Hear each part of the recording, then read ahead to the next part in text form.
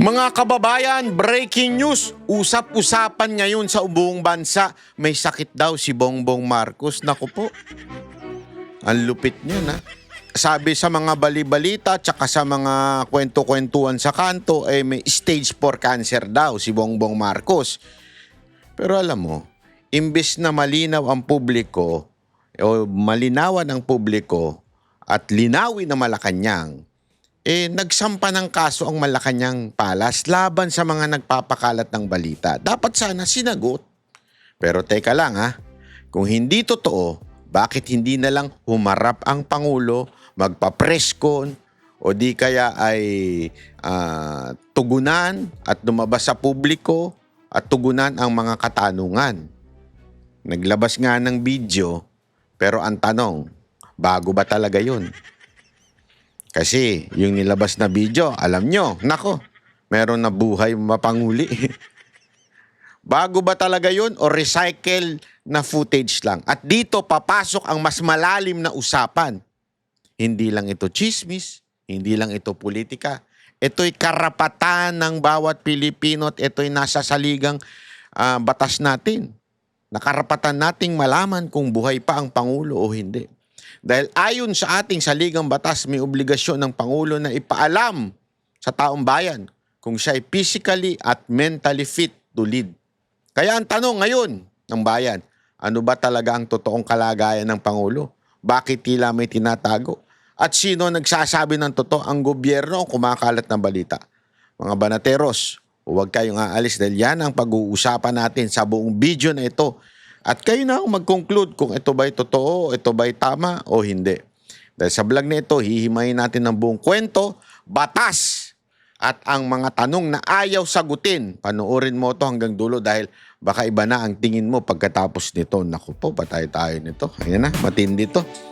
Matindi ho itong usapan natin mga kababayan. Kaya dyan lang kayo at pakinggan ang buong mga pangyayari dahil ngayon po talaga, may kumakalat to, di ba? Tinanong ng may mga ilang nagsasabi na meron daw stage 4 cancer si BBM. Meron nagpalabas ng balita, kesyo tinanong ko nga yan sa aking social media, may mga nagkomento na may mga nurse daw na nagkwento, bla bla bla bla bla bla, ganyan. Ako po kasi, uulitin ko po, ako po ay pagdating mo sa mga issue sa lipunan, hindi po ako yung basta-bastang nagpapaniwala agad-agad. Dahil gusto kong siguraduhin na bago ko po i-vlog ito'y hindi fake news. Pangalawa, bago ko talaga ito sabihin sa inyo, may verified facts. Actually, ang dami nang tumatawag sa akin at nagtatanong, totoo ba napatay na si Marcos? Sabi ko nga sa inyo, kayo na hong humusga. Kayo na hong humusga at ibibigay ko lamang sa inyo yung balita. Dahil sa aking pananaw, simpleng-simple lang naman po ito. Ang tagal nang hinahanap, bakit hindi man lang magpakita? Yun ang tanong dyan Kasi, kung maalala ninyo, di ba? Si Pangulong Duterte nga matulog lang ng isang araw at medyo late lang siya lumabas. Yung mga pink tae, tsaka yung mga dilawang tae, tsaka mga pink lawan, hashtag ng asa ng Pangulo. Pero ngayon, grabe nakakabingi ang kanilang katahimikan pagdating sa issue na to. Walang nag-hashtag na asa ng Pangulo. Ilang araw na ho itong hindi lumalabas sa publiko. Pero itong mga pink tae, hindi ho nag-hashtag. Magtataka ka talaga no? Yung dating sobrang hater ni Marcos na mga pinklawan, ngayon ay tila sobrang tahimik. Nakakabingi ang kanilang katahimikan.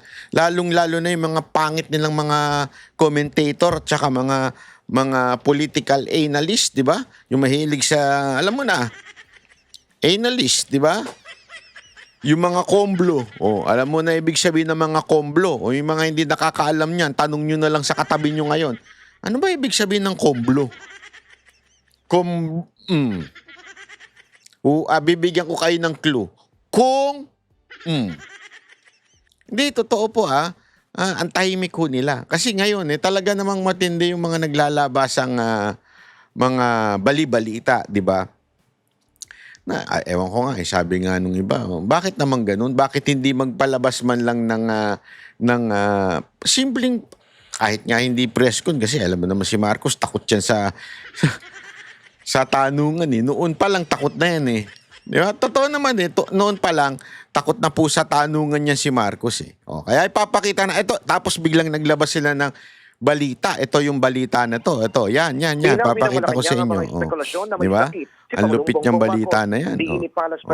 Kesyo, ayan papakita ko. Yan. Maayos nga ang lagay ng Ay, Pangulo. sorry, nag-echo. Mali ang napindot ko. Ayan. Ang oath-taking o panunumpa ng mga BCR Ito. sa Malacanang Ayan. ngayong hapon. Payo pa niya sa mga mamahayaga, huwag basta maniwala sa mga post sa social media. Ayan. Di ba? Pero may napansin kayo. Ay, eto kasi, hindi ko alam kung ito'y sinasadya ba ng balitang ito, itong DCWB o GMA. Sinasadya ba nilang gumamit ng lumang video? O baka naman inutos sa kanila na maglabas ng lumang video? O baka naman ito ang ibinigay sa kanila ng Malacanang na video? Hindi natin alam eh. Kasi, ayan file videos. Na may sakit, si Pangulong Bongbong. So, ibig sabihin, ito'y malamang sa malamang luma. Di ba? Malamang sa malamang luma na ho ito. Kasi, file videos ho nila yan. Malinaw naman na nakasulat dyan. DINI Palace Press Officer, President mataba pa si Marcos. PCO Ngayon, Castro, maayos nga ang lagay ng Pangulo. Sa katunayan niya, pangungunahan pa ng punong ehekutibo ang oath-taking o ayan sino yun? Si Enrile at saka si Bersamin. So alam naman natin, ayan si Enrile, na alam naman natin, wala na sa mundong ito. o panunumpa. At si Bersamin ba yun? Alam natin, nag-resign. So mukha talagang file video ito. Linawin natin ito po ay file video. Bakit? Yun nga yung tanong dito eh. Bakit maglalabas ng file video at walang recent video? 'Di ba? Kung may event. Kasi kung maaalala ninyo nung panahon ni Pangulong Duterte, at saka actually yun naman dato ng RTBM. Sinasabi kasi ni Claire Castro dito, may mga event daw si Marcos. Bakit walang video? Imposibleng walang video. Kasi yan ang mandato ng RTBM, bumuntot sa presidente at mag-video. Ang dali-daling maglabas ng video pero hindi kayo naglalabas ng video. Ngayon, sasabihin ninyo, bakit nyo ba kasi hinahanap? Anak kayo ng wewe. Karapatan namin bilang mga Pilipino na hanapin ng presidente, lalo na sa panahon ngayon na kung saan pumapalo ng lintik na lintik sa kataasan ang presyo ng gasolina. Sobrang taas lalong-lalo na yung diesel. Nagpagas ako kahapon, parang nung tinitingnan ko yung pumapatak ang presyo, sabi ko, pambira, pwede ba itigil mo na? Ititigil ko na sa 3,000 kasi naalala ko pa ito noon, 3,000, medyo full tank na yun eh. Siguro mga 3,200, 3,500 full tank na. Ngayon, pag tinigil mo yun, wala pang 1/2. Hindi ako nagbibiro Hindi ako nagbibiro. Wala pang 1/2 yung ng 3,000. Yun yung 5,000, naku po. Kaya sabi ko, bakit natin kailangan hanapin si Bongbong Marcos? Kasi siya ang presidente ngayon. Maraming pwedeng gawin para bumaba ang krudo. Pero nga tayo sa isang presidenteng walang ginagawa at walang ipinapakita. Hindi nga natin alam kung buhay pa eh. Again ako po, maingat po ako dito kasi first of all, I do not wish that this president will die.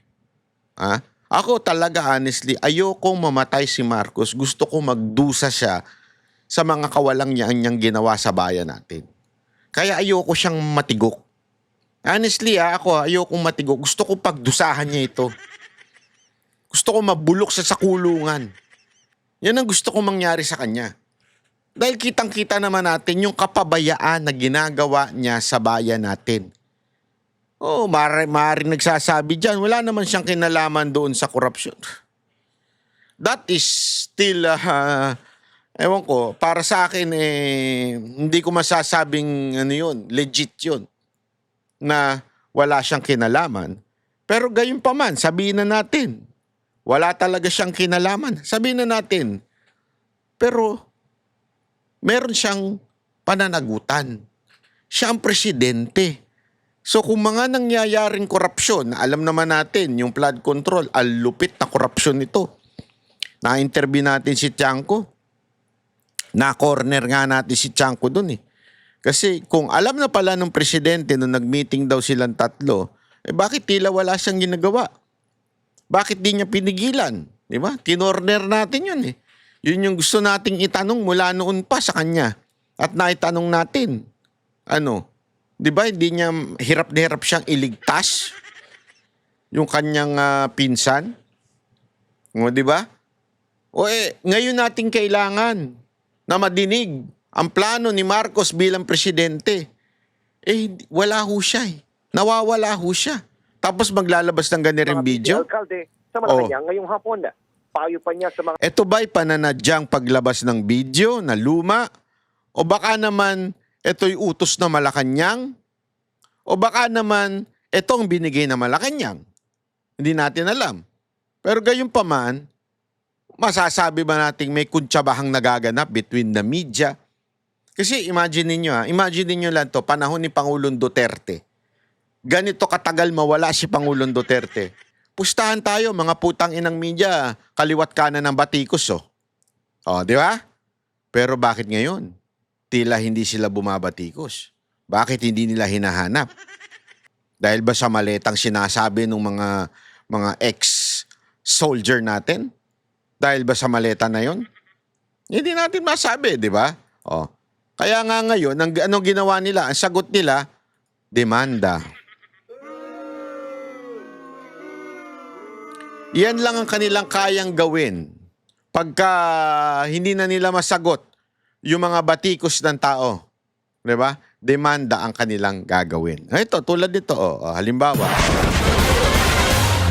Politika lang ang nakikitang motibo ng NBI sa pagpapakalat ng balitang may sakit umano ang Pangulo. Ayon din sa ahensya, tinutugis na nila ang fake news peddlers. Ang detalye sa agenda report ni Andrea Salve. Iniimbestigahan na ng NBI ang mga posibleng nasa likod ng mga kumalat na social media post tungkol sa umano'y sakit ni PBBM. Ito ay matapos sabihin ng palasyo nitong Lunes na fake news at walang basihan ang mga ito, kasabay ng apilang huwag magpabiktima sa ganitong klaseng mga kwento. Isa lang ang tinukoy ni NBI Director Melvin Matibag na motibo sa paglutang ng panibagong naratibo laban sa Pangulo. Wala namang ibang magiging natin dyan, magiging conclusion kundi that is all part of the political game ng mga nagnanais na hindi maganda sa position. Hindi, alam mo kasi, Attorney Matibag, kasi medyo, alam ko naman, appointed kayo ng presidente, naturalmente, ang inyong gagawin ay sumipsip sa presidente. I mean, that's a normal nature of a human being, di ba? Kung sino yung nag-appoint sa inyo bilang boss ninyo, siya rin ang pwedeng magtanggal sa'yo, syempre sisip-sip ka. Normal yun. Di ba? Normal yun. Pero ang matindi dito kasi, attorney, director, sana magpakita na lang si Marcos. Di ba? Kasi ako talaga, from my point of view, I am totally against fake news. I'm against fake news. Yan po ay period na. Whether it will benefit my cause o hindi, ako ay totally against fake news. Basta fake news, kahit ano pa yan, walang pinipiling kulay para sa akin yan. Dapat hindi yan lumaganap. Okay. Pero, meron din naman kasing punto yung ibang mga kababayan natin na nagtatanong, asan na ba ang presidente? Nasaan na ba? Bakit di maglabas ng video? Gusto nyong matapos tong fake news na ito? Ito, matagal ko na ito sinasabi. The only way to counter a fake news is a true news. So kung ang fake news ay walang may sakit si Marcos at si BBM ay patay na, kung yan ang fake news, the only way to counter that is not to sue kung sino man yung mga nag-a-assume o nagpapakalat. The best way to counter that is simply mag-appear si Marcos, magpa-press con siya, tumayo siya ng tuwid, di ba? Tapos magsalita siya at sumagot siya sa mga katanungan ng media. Bakit di niya ginagawa? Gusto niyo matigil yung fake news pero bakit di niyo ginagawa? Ang ginagawa ninyo, yung mga bumabatikos at na mga nangangarap na siya ay matigok na, ay kinakasuhan ninyo. Again ulitin ko, ako po, never ko naging pangarap yan. Una-una, I do not wish for someone to die. That is not for me. I don't like that kind of value in life. Okay? Pero gayon pa man, para sa akin, dapat magpakita na ang presidente. Dapat humarap na siya. Sagutin ang mga katanungan. Hindi yung dadaanin nyo sa demanda pag natatakot na kayo, pagka nabubuking na kayo, dinadaanin nyo sa demanda. Diba? Pakita lang yung presidente. Una-una, bilang mamamayang Pilipino at nagbabayad ng tax, ito po ay ating karapatan. We have the right to demand, di ba? O yung tinatawag na proof of life. Karapatan natin yan. At yan po ay naaayon sa ating saligang batas. Bakit di magpakita? Tapos kesa na sagutin yung katanungan, nagpalabas pa ng lumang video. Paano mapapawi yung ano niyan? Yung agam-agam ng ating mga kababayan. Kung ganyan din ng inyong gagawin, di ba? Yun lang naman eh. Kailangan din po, Pangulo. We are conducting the investigation already and if necessary, yung mga charges should be filed also po. Noong Pebrero, una nang sinampahan ng reklamo cyber libel ng NBI ang dating broadcaster na si Jay Sonza at vlogger na si Jeffrey Celis o mas kilala bilang Ka Eric dahil sa umano'y pagpapakalat ng peking medical records ni PBBM. Sinundan naman ito ng pagreklamo kay Jack Argota, isa rin social media personality sa parehong asunto na may dagdag pang unlawful publication. Tiniyak naman ni Grabe level mo, Jack Argota. Talagang lagi kang national. Hindi, pero di ba? Simpleng-simple lang naman eh. Bakit hindi sagutin na matapos na tong usapan na to? Ang dami niyong pautot, dami yung dinidemanda. Di ba? Ang dami eh. Ba't di nyo na lang sagutin? Yun lang sa akin. Bakit di nyo na lang sagutin? Di tapos ang usapan. Di ba? Ibag na dadaan sa due process ang panibagong investigasyon. Para sa agenda, Andrea Salve, Billionaire News Channel. Yan. Diyan sa aming mga social media Diyan kayo magaling eh. Yung magdemanda. Sa bagay kasi hawak nga nyo naman yung kapangyarihan, naturalmente, ganyan ang iyong gagawin, di ba? So, hay nako. Ito pa. Aside from that, may iba pang demanda. Ito naman. Hinahabol din ng PCO ang mga nagpapakalat ng fake news. Kinasuhan ito ang mga nasa likod ng social media posts kaugnay sa umano'y energy lockdown sa bansa. Yan ang agenda report ni Joan Manalo. Dumulog si Presidential Communications Office Secretary Dave Gomez sa Department of Justice ngayong araw para paimbestigahan ang mga nagpapakalat ng fake news tungkol sa kasalukuyang estado ng bansa kaugnay sa kinakaharap na energy emergency. Kasunod ito na naging babala ng Malacanang na papanagutin nila ang kahit na sinong magpapakalat ng maling balita tungkol sa kahit anong issue, lalo na sa panahon ng krisis. Today, upon the directive of President Ferdinand Marcos Jr., the Presidential Communications Office is giving teeth to our warning. We are initiating the filing of charges against the persons responsible for the Facebook page Malasakit News Pilipinas. Malasakit News Pilipinas for posting fake news in a malicious desire to sow public panic and confusion and undermine public welfare and safety. Pinaiimbestigahan ng PCO sa DOJ ang hindi bababa sa 3 umanong fake news post sa social media. Kilalanin ng mga tao sa likod nito at iharap sila sa korte. These totally false posts involved, number one, a fabricated energy lockdown designed to scam the public into buying solar panels. Number two, a manufactured fuel shortage meant to sow panic by inducing the public to stock up on gasoline, diesel, and LPG. And number three post, an invented emergency lockdown on account of an imagined COVID-19 cicada variant. All these posts are blatant lies and fabrications that fall under the definition of false news, the publication of which Ito mga kababayan, meron tayong konting babala lamang. Ito po ay pag-iingatan natin kasi may batas po dyan, yung false news. Yan po ay may karampatang kulong. Iba po ito sa cyber libel. Iba po ito doon sa ito'y pagpapakalat ng false news. Ito yung tinatawag na parang anti-fake news na kung saan pag ikaw ay nagpakalat at nag-cause ng panic, ikaw ay maaaring ipakulong. As a matter of fact, meron niya tawag dito, parang dinagdagan pa. Pinabigat pa yung kaso na yan through the cyber nung bayanihan law nung panahon ng pandemic. Kasi pag nagpakalat ka ng di ba, dapat nga si Dr. Kwakwak. Makasuhan yan Hindi kasi totoo naman yung mga balibalita niya nakakagulo sa panahon ng COVID noon. Ngayon naman, pwede pa rin yan magamit kasi batas pa rin yan Hindi lang naman yan tungkol sa COVID. Ngayon, ibig bang sabihin nito ay titigil na ang paghahanap ng taong bayan dito kay Marcos? Ito kasi yung problema Ang mga tao, hindi ko masisi. Yung mga ganyang page, hindi ko masisi kung gumawa sila ng kanya-kanyang balita nila dahil nga wala ngang balita. 'Di ba?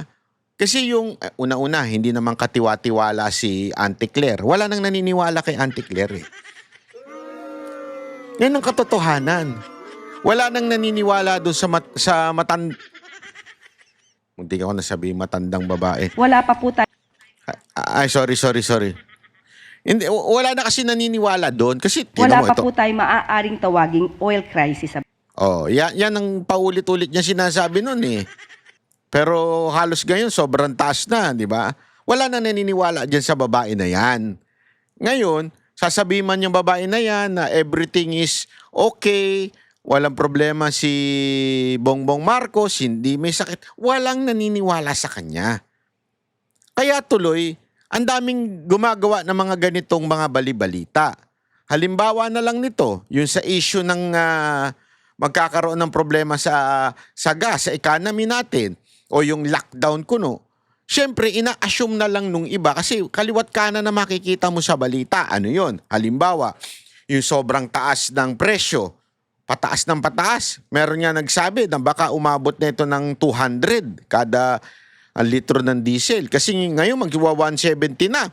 Kagabi lang. Kan madaling araw pala nung ako'y umuwi. 150 na. Tapos sabi nga nila pagka nangyari yung gerahan mamayang alas 8, kasi upload ko to ng alas 7. Pag nangyari alas 8, posibleng pumalo na ng 170 to 200. At dahil diyan, merong ang panukala si Gatchalian na maging rasyon na lang ang gasolina. Hindi na pwede, lilimitahan na mga tao. At dahil diyan, may mga ipapasara ng establishment. As a matter of fact, ginawa na nga yan ngayon sa government offices. 'Di ba? Limitado na lang ang pasok nila. May narinig nga ako yung sa ombudsman ata, o sa ombudsman nga ba yun? O sa isa-isang ahensya ng gobyerno, 2 days na lang ang pasok. 'Di ba? Ang tatamad na 2 days pa ang pasok. So talagang palala ng palala. So yung mga tao tuloy, they are assuming that ang headed nitong mga pangyayari na ito ay into a economic lockdown o parang katulad nung nangyari nung COVID. Ngayon, the best way to clarify all of these things, yung presidente mismo magsalita. Bakit di nagsasalita ang presidente? Asan ba siya? Asan ang Pangulo? Ha? Yun laman eh. Gusto nyong hindi ko alam kung gusto nila talagang masolusyonan ang problema ng fake news o baka naman talagang lang kayo, gusto nyo lang matakot yung mga kababayan natin. Di ba? Ano ba talaga? Ako, nagtatanong lang ako Kasi tila hindi solusyon ang gusto ninyong mangyari. Tila ang gusto ninyong mangyari, takutin lang ang mga Pilipinong bumatikos. Parang gano'n na nangyayari. Wag naman. Ano to, martial law, gano'n? Kaliwat kanan ang pananakot ninyo sa mga taong gusto bumabatikos sa gobyerno. Ulitin ko I am not in favor of making fake news or spreading fake news. Sa matter of fact, yan ang paulit-ulit ko sinasabi sa Banateros. Huwag kayo magpapakalat ng fake news. Make sure to verify. I'm not saying we're perfect. We are not perfect. Sabi nga, we are not perfect. But, we constantly remind each other na huwag tayo magpapakalat I-verify muna natin. Pag merong nakita tayong balita, i-verify natin sa opisina kung ito ba'y totoo o hindi. Di ba? As a matter of fact, ako, pag nakakita kagad ako ng chismis, kumukontra kagad ako Kasi I'm a responsible vlogger. I'm a responsible social media, quote-unquote, influencer. Ayoko talaga. Pero hindi mo masisisi yung iba mga vlog maglabas ng mga ganyan. Kasi nga, yung presidente nawawala. Hindi nagsasalita. Pag hindi nagsasalita ang presidente, magkakaroon talaga ng kung ano-anong agam-agam. Tapos sino sasagot? Yung si Auntie Claire na walang kakwenta-kwenta, na walang kredibilidad. Tapos isisisi nyo sa mga taong nag-a-assume. Diba? Simple lang naman Mag-press con siya. Si Pangulong Duterte dati, pagka merong mga pagdududa ang taong bayan, talk to the people kagad. Naalala nyo nung COVID? Halos, hindi nga araw-araw I mean, lagi silang merong nilalabas na balita. To make sure, o once a week. Di ba? Pero yung coverage, halos araw-araw. Makikita mo, may ginagawa ang presidente.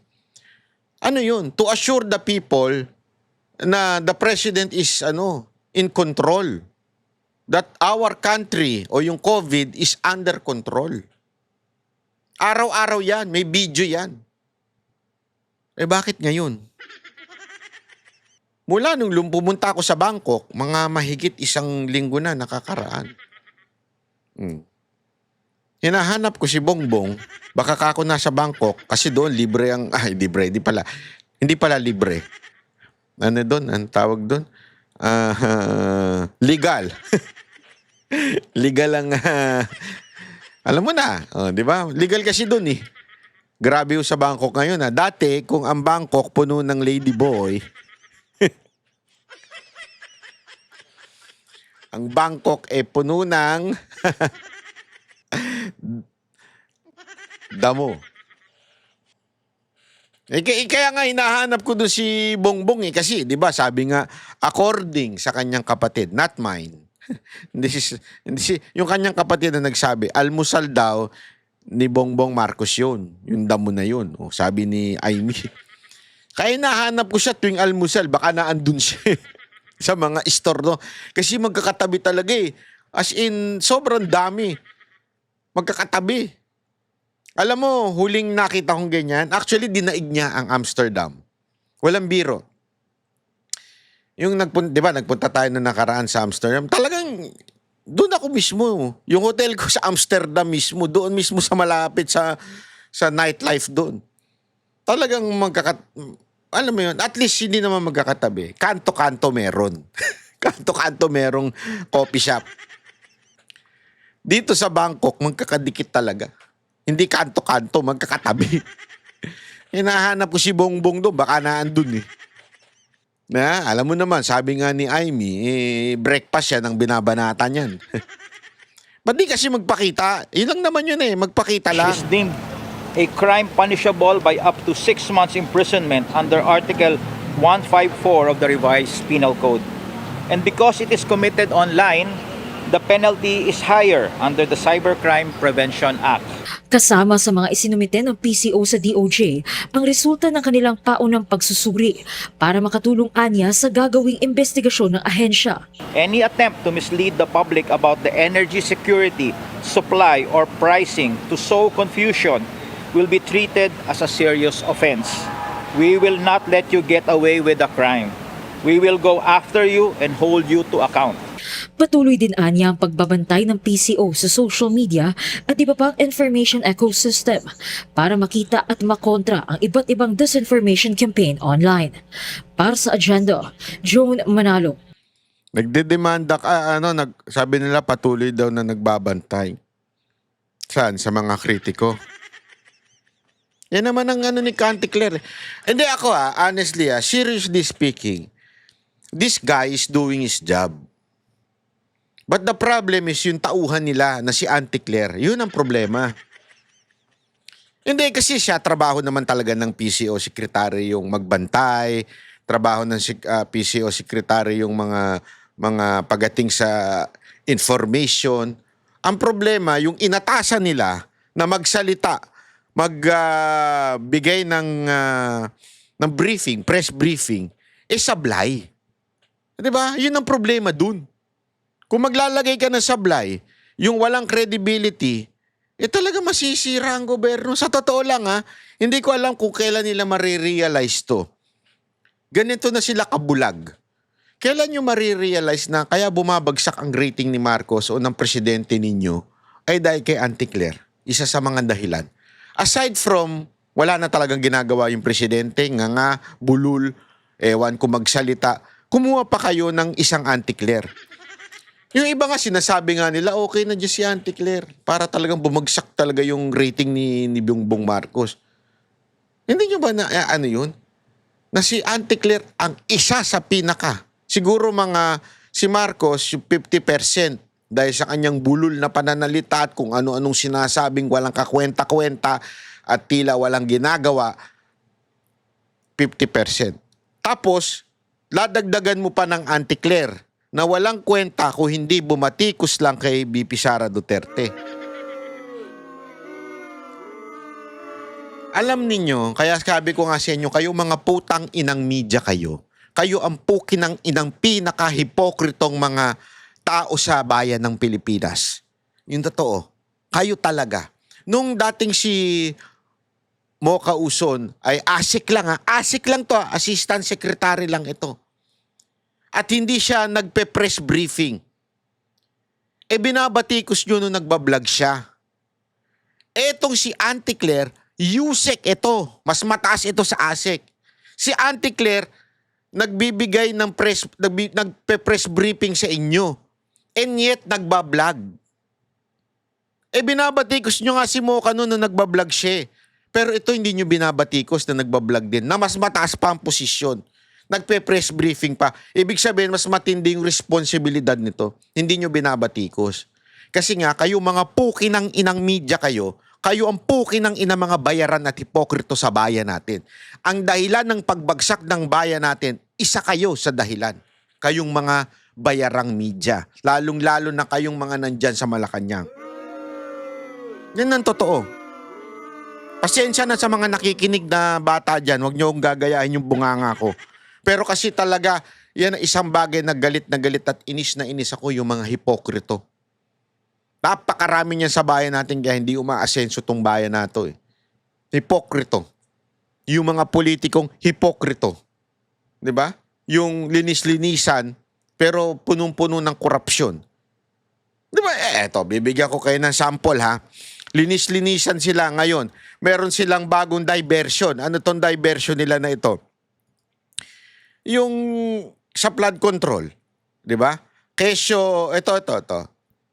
Si Speaker at saka itong si pangalan nito? Si Senate President Escudero. Kakasuhan daw nila. Pero amoy na to.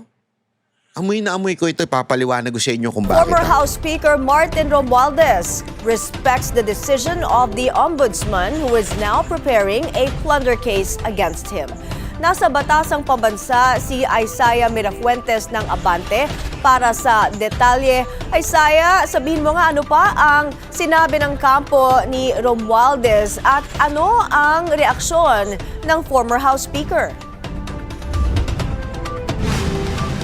May matapos niya ang Holy Week break, agad na humarap sa media kahapon si Ombudsman Jesus Crispin Remulla at sinabi niya na tuloy ang pagpapanagot sa mga sangkot sa anomalya sa budget. At matapos sabihin kahapon ni Ombudsman Jesus Crispin Remulla na naghahanda na sila sa plunder case laban kay former House Speaker Martin Romualdez, ayon sa kampo ng dating House Speaker, handa raw silang harapin ito at nirerespeto nila ang proseso ng Ombudsman. Ayon sa kanyang tagapagsalita at abogado ng sa Attorney Adi Fajardo, handa raw silang makipag-cooperate sakaling magkaroon ng formal proceedings sa kaugnay rito. Ngunit iginiti Attorney Fajardo na magpahanggang sa ngayon ay wala pa rin magpapatunay na nasangkot si Romualdez sa anomalya. Sinabi rin ni Fajardo na may tiwala sila sa opisina ng Ombudsman at naniniwala silang mariresolba ang mga alegasyon base sa mga ebidensya. May tiwala daw sila. Naturalmente, magkakasama naman sila eh. Paano hindi kayo magtitiwala? Pinsan ni Marcos. Pinsan ng presidente. Sino nag-appoint kay Remulla? Si Marcos. Naturalmente, may tiwala kayo. At hindi mababahira ng politika. Maliban dito, matapos rin magbanta si Ombudsman Jesus Crispin Remulla kahapon ay papasite in contempt niya ang House Secretary General kaugnay sa umano'y pagtatago nila ng Statement of Assets, Liabilities and Net Worth ng isang mambabatas na gagamitin nila sa investigasyon kaugnay sa anomalya sa budget. Agad na nagpaliwanag si House Secretary General Cheloy Garafil. Paliwanag ni Garafil, 2 araw lang on-site na pasok ng kanilang mga empleyado dahil sa umiiral na work from home arrangement 3 araw kada linggo. Ito raw ay bilang pagsunod sa umiiral na energy saving measures. Gate niya, wala silang intensyon na umiwas sa kanilang obligasyon at silaan niya ay tumutugon sa lahat ng mga opisyal na komunikasyon sa kanilang opisina. Samantala, may sa programang On Point ng... Ayan po. Gusto ko lang magkomento dito patungkol kay yung sinasabi ni Remulla na kakasuhan si Romualdez at saka si Chis Escudero. Ako naniniwala yung kay Chis Escudero. Ano lang ito eh. Ito picture ko. Sa tingin ko ito mangyayari. Kinasuhan yung dalawa. Tapos ipapawalang sala etong si Chis Escudero para mapawalang sala si Remulla. Si Romualdez. Para bagang ginamit lang si Chis Escudero na kunwari kakasuhan. Kasi una-una, ito. Sa ICI, yung conclusion ng ICI, alam niyo yung ICI, yung gawa-gawa nila. Wala naman, hindi naman binanggit eh. Hindi nga ni-recommend na kasuhan si Chis Escudero. Bakit isinama ni Remulla ngayon? Para alam nila na mahina yung ebidensya kay Chis Escudero, so naturalmente ang resulta nun mapapawalang sala si Chis Escudero. Tapos isasabay nila ngayon si Romualdez. Para bagang ililigtas nila si Romualdez, gagamitin nila si Chis Escudero. Tama, mali. Pangalawa, si Zaldico, alam na natin na may kasalanan yan. As a matter of fact, may balita nga lumabas ngayon. Papakita ko sa inyo Nagkaroon ng ng 802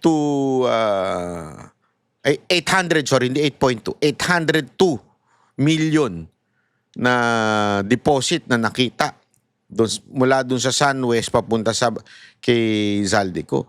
At alam na natin kaliwat kanan yung nangyari kay Zaldico. As a matter of fact, ilang beses na nilang sinabihan na may kasalanan yan. Itong administrasyon na ito.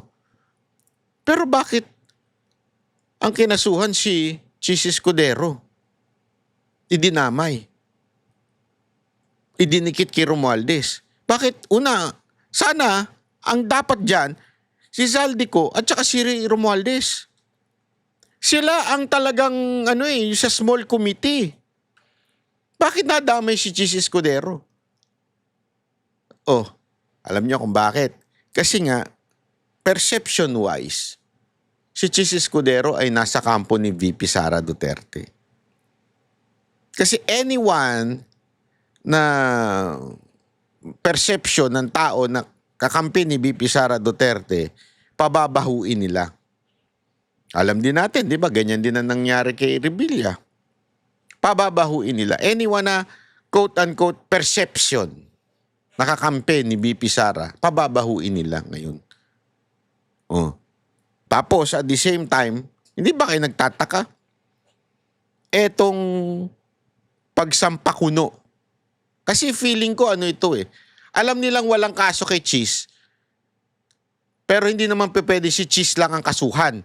So, dinamay nila si Romualdez. Pero feeling ko, ginamit lang yan at eventually maaabsuelto yan, pero ginamit lang niyang issue.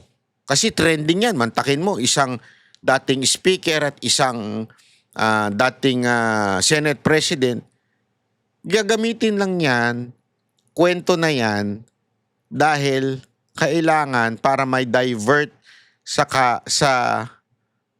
pagiging walang kwenta ni BBM pagdating sa pagharap sa issue ng pagtaas ng krudo.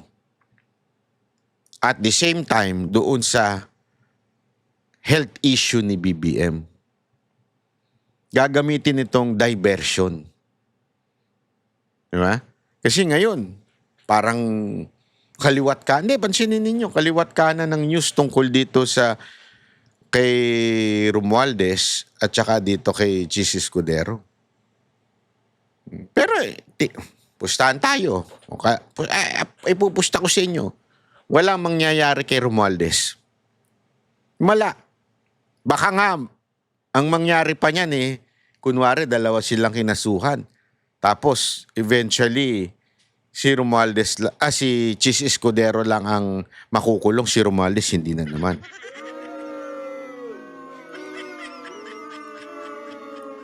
So, bantayan natin yan. Kasi, yung mga ganyang galawan na napaka-obvious na yan Di ba?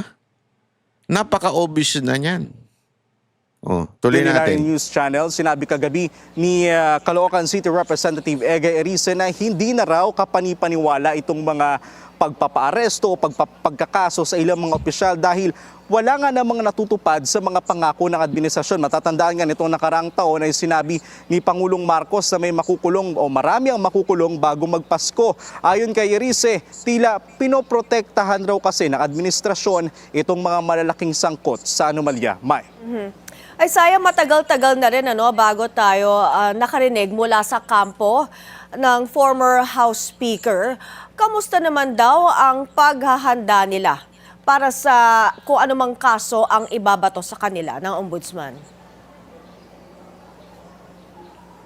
Ang sinasabi sa atin ngayon, May, ng kampo ni former House Speaker Martin Romualdez ay hindi nila ito atrasan at hindi sila magtatago. Sa katunayan nga raw, handa silang harapin ang mga reklamong nakasampa. Pero iginiit nila na ito raw ay reklamo pa lang at wala pang naisasampa. Ibig sabihin, wala pang patunay, wala pang literal na ebidensyang inilalabas ang Ombudsman laban kay House Speaker Martin Romualdez. May.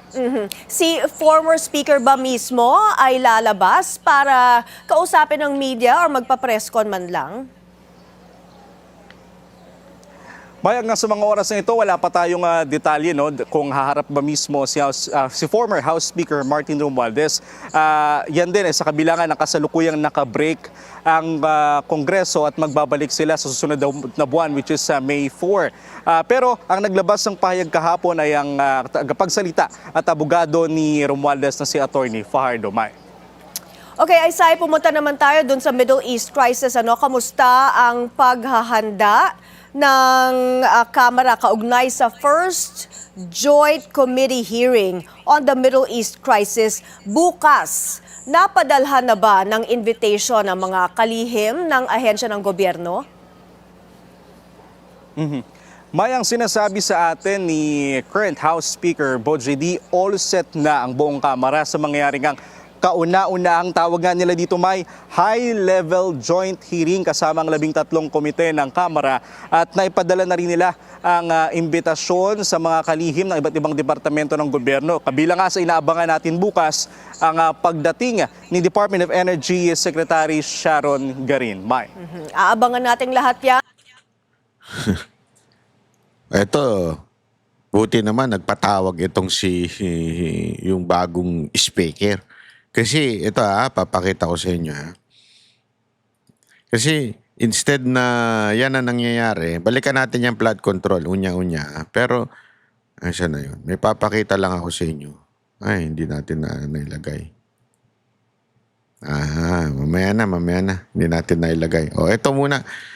Tuloy muna tayo dito sa flood control. Pakita ko sa inyo itong kay Zaldico. Lumabas sa pagdinig ng Sandigan Bayan na may malaking perang pumasok sa bank account ni Zaldico. Galing daw ito sa kumpanyang tinayo ng dating kongresista. Live mula sa TV5 Media Center, nangunguna sa balita si News 5 Justice Correspondent Camille Samonte. Camille, magkano ang perang pumasok kay Zaldico at bakit mahalaga ang impormasyon ito sa pagliliti sa kanyang kaso?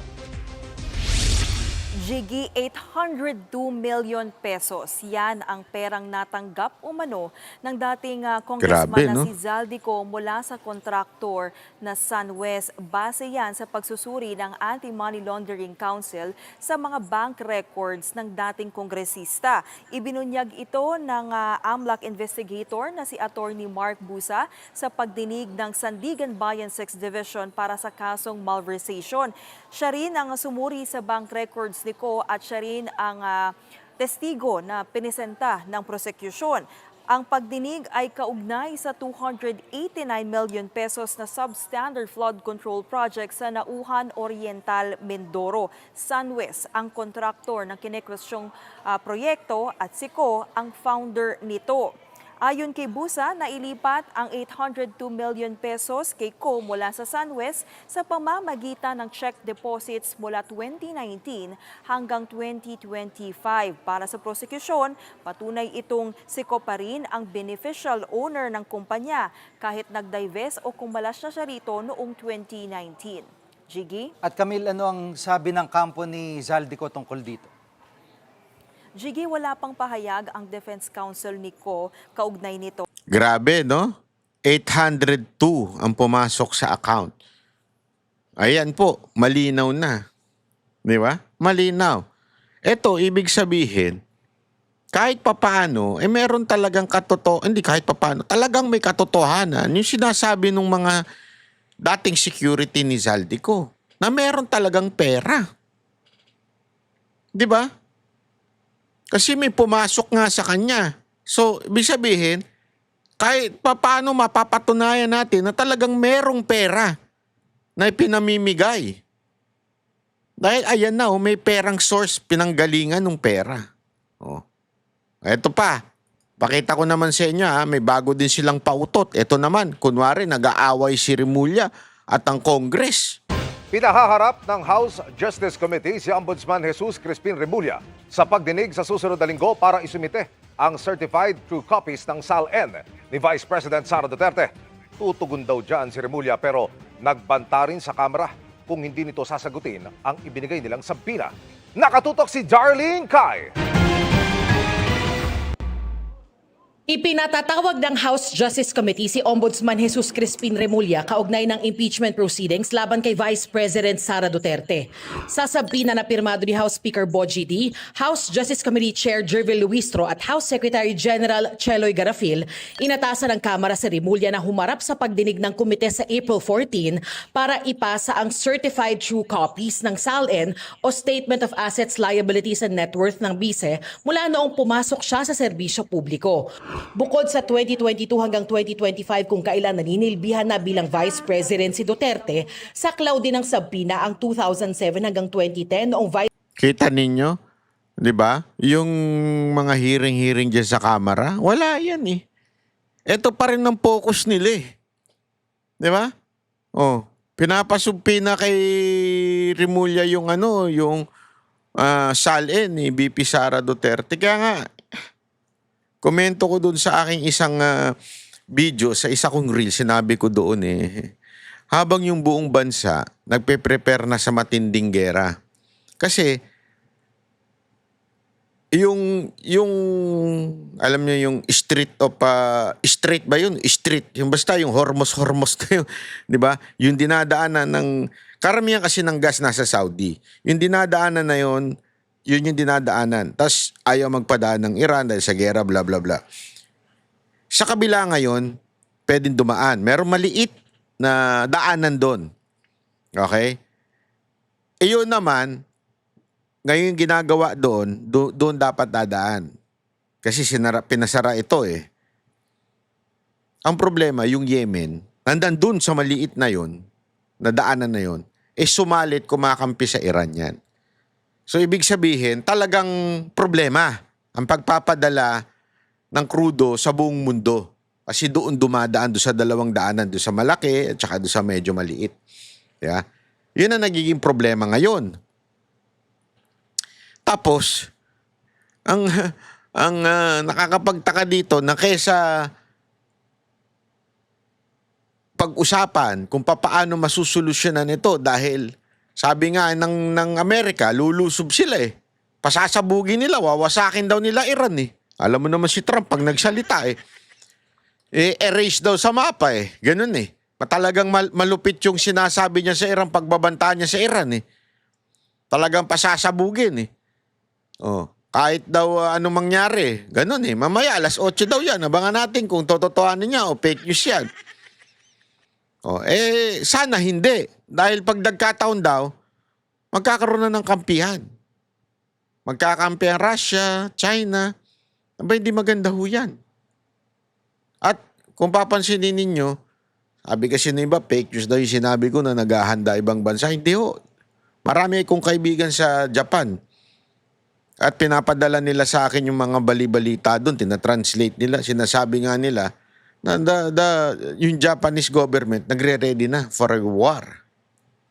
Yung Taiwan nagre-ready na rin. Lahat halos nagre-ready na. Tayo nagre-ready sa impeachment ni VP Sara Duterte. Di ba mga puki ng inang mga congressman na yan, mga yan, wala talagang kwenta eh. Wala talagang kwenta. Yun ang preparasyon nila. Ito, isusupina nila si Remulla para kuhanin yung ano ba ito? Salin ni VP Sara Duterte. Dan yung mga walang niya din talaga ito mga ito. No? Mayor pa siya ng Davao City at 2010 hanggang 2013, pati 2016 hanggang 2022 noong mayor pa siya ng Davao City. Base sa subpina, maaaring managot sa batas si Remulla kung hindi niya susundin ang nakasaad dito. Sa huling sali ni Vice President Duterte na nakuha ng GMA News Research sa Office of the Ombudsman, mahigit 88.5 million pesos ang net worth ni Duterte noong 2024. Natanggap na raw ng ombudsman ang sabina ng House Justice Committee at nakahanda naman daw silang sundin ang sabina. Pero patutsada ni Remulla, dapat din daw tanggapin at tumugon ang Kamara sa ibinibigay nilang sabina tungkol sa sali ng isa nilang empleyado, si Deputy Secretary General Sofonias Gabonada. Isa sa mga House employees, ang ranggo niya yata ay Deputy Secretary General at ito po tungkol sa mga plunder cases din na aming hinahanda sa mga congressman na kinauukulan. Flood control related. Sabi ni Remulla, ayaw daw tanggapin ng Kamara ang sabina. Kaya banta niya, kapag hindi nakuha ng Office of the Ombudsman ang hinihinging salian ngayong linggo, ay sususpindihin niya si Garafil sa pwesto. Public notice lang po. Susunod na gawin pa sa amin to ng Kongreso, I will cite the Secretary General in contempt. At hindi ko may papayag na baliwalain nila ang Office of the Ombudsman. Magkasubukan na po ang ating legal system kung ito po ang kinakailangan. Hihingin din daw ng Ombudsman ang salian ng lahat ng congressman hanggang sa Deputy Secretary Generals base sa kung gaano sila katagal sa Kongreso. Bukas daw ibibigay ng Office of the Ombudsman ang sabina sa Kamara. Hindi ko naintindihan kasi ang batas ay batas. Dapat sumunod sila. Ang batas ay butas. Huwag sasabihin separate branch of government. Kung sila ay...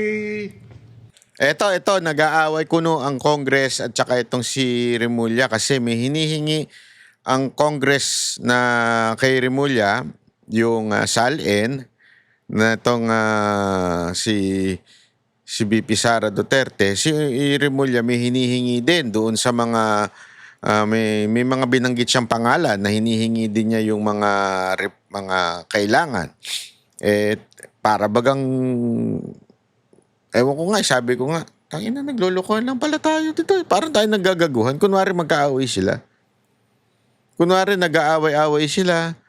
Kunwari nagdidiman sila. Para bagang sinasabi nila, may ginagawa kami pinupunan namin yung mga congressman inaaway namin yung Congress kasi parang ang dating, alam naman natin itong si Boying tao ni Marcos ito, nagpupunahan sila kuno, keso may pautot pa si Remulla dito, keso hinihingi niya yung salin ng mga congressman. Kilala na natin ito si Boying si Boying Remulla, sa sinabi nitong 100, mga 150 ang hindi totoo doon. Yun ang totoo dyan Mahilig lang ito mag-imbento na kunwari, ang dami na nitong imbento.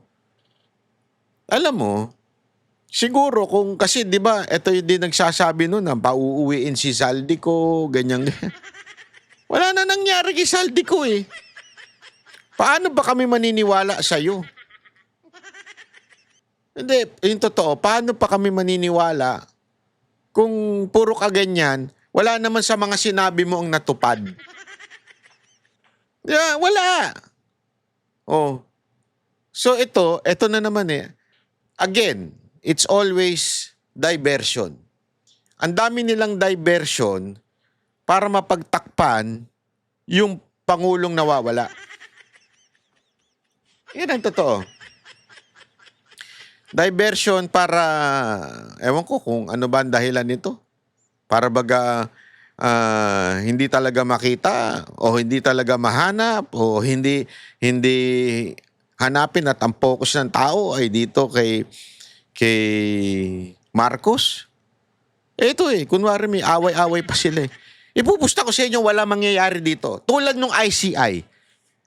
Kesyo kala mo may makukulong. Wala. Kinulong nila, yung wala namang kinaugnayan na sa gobyerno. Di ba? Yung kaaway lang nila dahil hindi bumoto sa impeachment ni VP Sara Duterte. Yun lang yung nakulong. Yung talagang tunay na mga sangkot, hindi nakukulong. Ngayon, eto na naman, keso ipapalabas daw ang salin ng mga congressman. Kung hindi daw, mag-aaway. Sus, kalokohan talaga. Nag-iimbento ito mga ito. Kaya nga talaga, alam mo, nakakaputangin na talaga Hindi, totoo, nakakaputangin na itong mga pangyayari na ito. Hindi ko alam kung hanggang kailan tayo lolokohin ng gobyerno na ito na tila baga na tayo ay madali lang maloko. Kasi alam mo, ingat tayo. Dahil marami talagang diversion silang gagawin Di ba? Marami silang sasabihin para mapagtakpan yung nawawala nating presidente. Yung hindi natin makitang presidente. Di ba? Ngayon, kaliwat kanan ng ang balita tungkol dito Di ba? Na tipong, isang sagot lang naman. Isang bagay lang ang gagawin. Ano yun? Magpakita, magpapresko ng presidente. Bakit hindi? Kahit nga sana hindi presko, kahit recorded na lang Iba makuha lang ng jaryong ganyan. Buhay pa ako. Mga walang niya kayo. Di tapos ang usapan. Wala Wala tayong nakikitang ganyan Mga kababayan, sa uli, eto hindi ito simpleng issue o chismis o paninira. Ito ay usapin ng tiwala at karapatan ng mamamayan. Kung ang Pangulo ay maayos ang kalagayan, bakit hindi maglabas ng video o kaya maglabas ng pahayag o magpa-presscon? Bakit hindi tuluyang linawin kung walang tinatago? Bakit parang may nililihim? Tandaan natin, ang gobyerno ay hindi amo ng bayan. Sila ay lingkod ng bayan. Sila ay mga public servant. At bilang mga Pilipino, karapatan nating magtanong. Karapatan nating malaman ang totoo. Kaya nga ngayon, kayo ang tatanungin ko, naniniwala ba kayo sa paliwanag ng palasyo? O may kulang pa tayong hindi nalalaman? Totoo kaya may stage 4 cancer? Yan ang inyong ibigyan ng konklusyon at opinion. I-comment nyo dyan sa baba ang opinion nyo. Gusto ko marinig ang boses ng bawat Pilipino, bawat Banateros. Kung nagustuhan mo ang video na ito, like, share at subscribe sa Banat Bay para lagi kang updated sa mga isyong hindi dapat tinatakasan. I-click mo na rin ang notification bell. Please, please. Parang awa. Dahil dito walang iwasan, walang takasan. Real talk lang. Ako si Banat Bay at ito ang Banat ng Taong Bayan. Ako po si Banat Bay.